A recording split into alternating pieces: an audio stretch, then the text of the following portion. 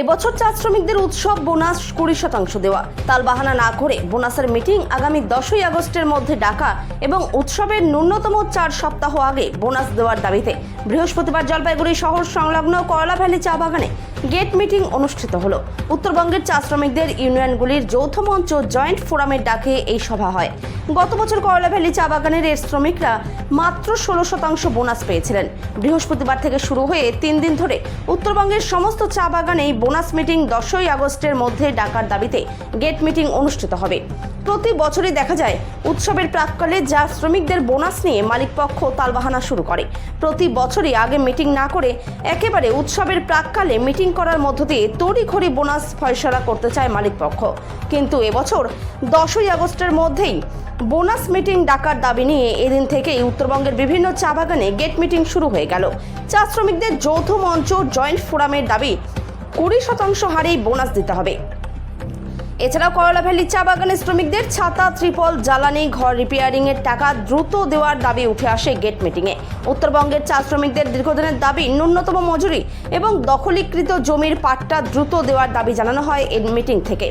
বক্তব্য রাখেন গোবিন ওরাও, ধ্রুবজ্যোতি গাঙ্গুলি, শুভাশিস সরকার, সুকুমার কুজুর প্রমুখ।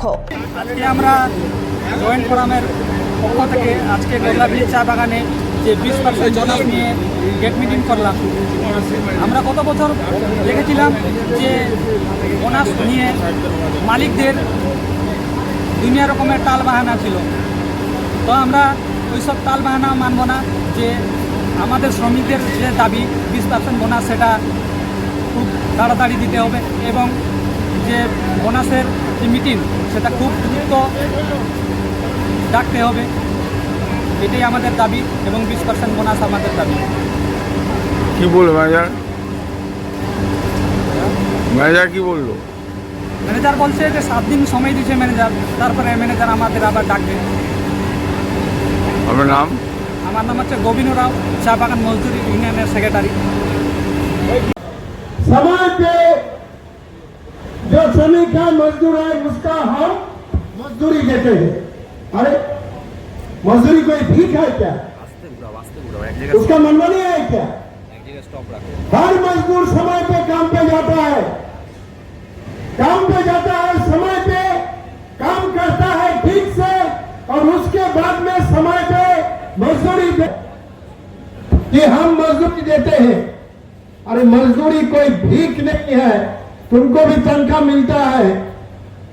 हमारे मजदूर को मजदूरी मिलता है पत्ती उठाने के लिए, फैक्ट्री में काम करने के लिए, लेकिन उनको तनख्वाह मिलता है बागान को ठीक रखने के लिए, बागान का जंगल साफ करने के लिए, चप्पल देने के लिए,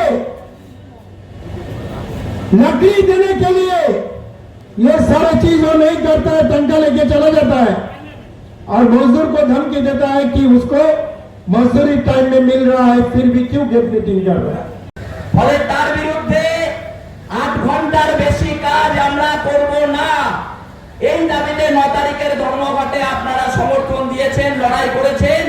বাগানের শ্রমিকরা এককাট্টা হয়ে এই লড়াইয়ে যারা এসেছিল ধর্মঘট ভাঙতে তাদেরকে পিছপা হতে বাধ্য করেছেন। ফলে আপনাদেরকে আমরা ধন্যবাদ জানাই। আপনাদের লড়াই বাগানের লড়াই, ন্যূনতম মজুরি মিনিমাম ওয়েজের দাবিতে যে লড়াই, চা বাগানের শ্রমিকদের জমির পাট্টা দেওয়ার দাবিতে যে লড়াই, সেই লড়াই হচ্ছে, সেই লড়াই চলবে।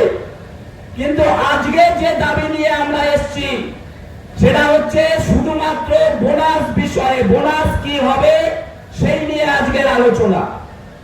তো আপনারা বলতে পারেন পূজার তো এখনো অনেক বাকি, সেই সেপ্টেম্বর মাসের 22 তারিখ 24 তারিখে পূজা। তো হঠাৎ করে আগস্ট মাস কালকে শুরু হবে, এত তাড়াতাড়ি বোনাস নিয়ে কথা